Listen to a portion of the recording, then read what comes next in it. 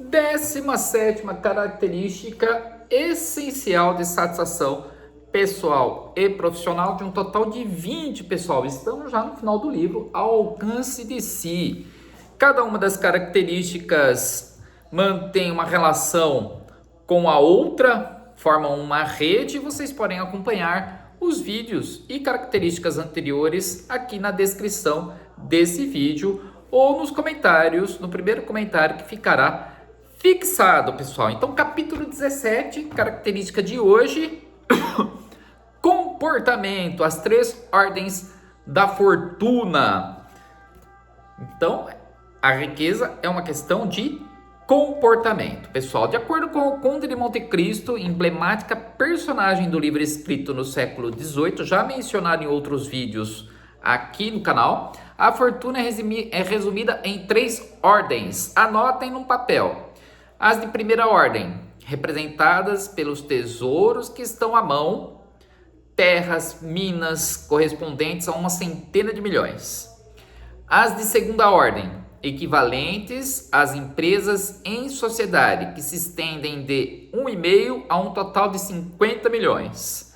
São números sugestivos, hein, pessoal? E as de terceira ordem, representados pelos juros compostos, bolsas, etc. Isto é, que dependem da operação de outrem em uma cifra de 15 milhões. Para os dias atuais, poderemos comparar cada uma das ordens de fortuna acima com o patrimônio para as de primeira ordem, o seu negócio ou empresa para as de segunda ordem e os investimentos para as de terceira ordem. Então, patrimônio, empresa ou negócio e investimentos.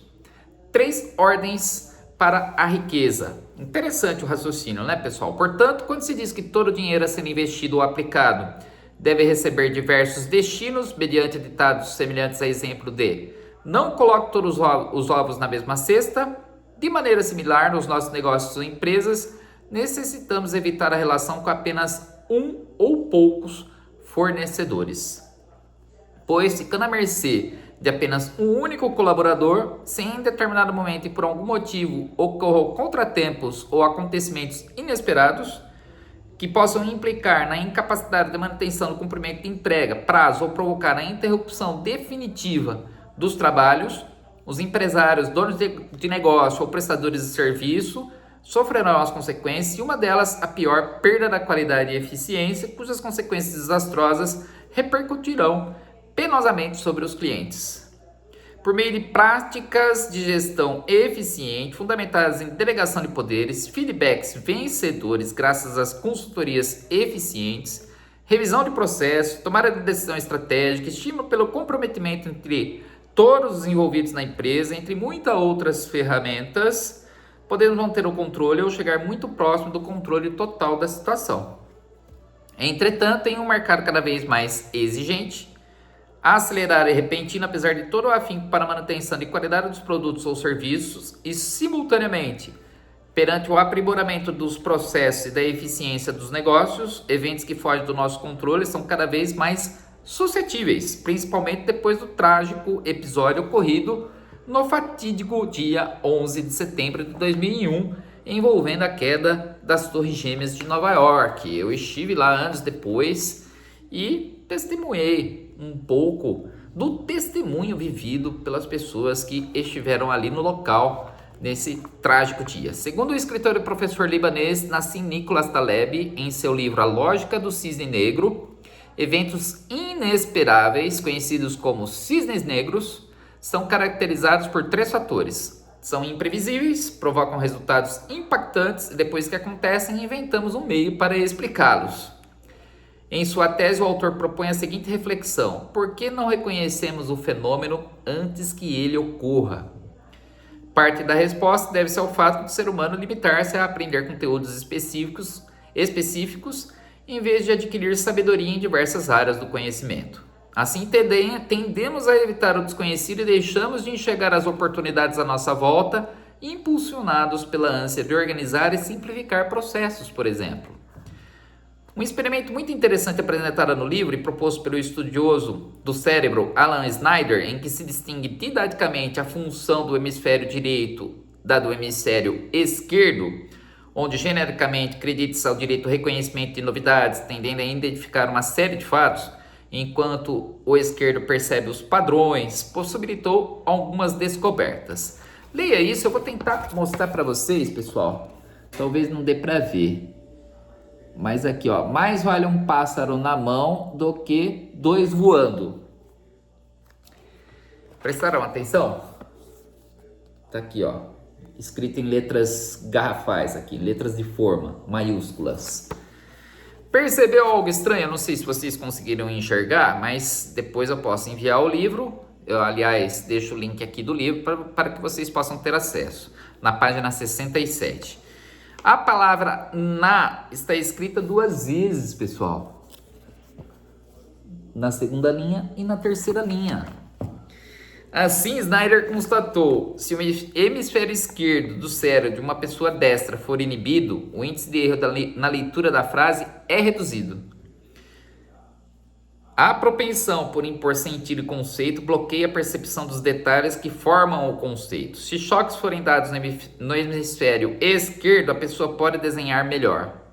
Enfim, entre outros detalhes mais profundos inerentes às descobertas dessa pesquisa, podemos resumir novamente, como dito em capítulo anterior, que estamos diante do dilema emoção versus razão.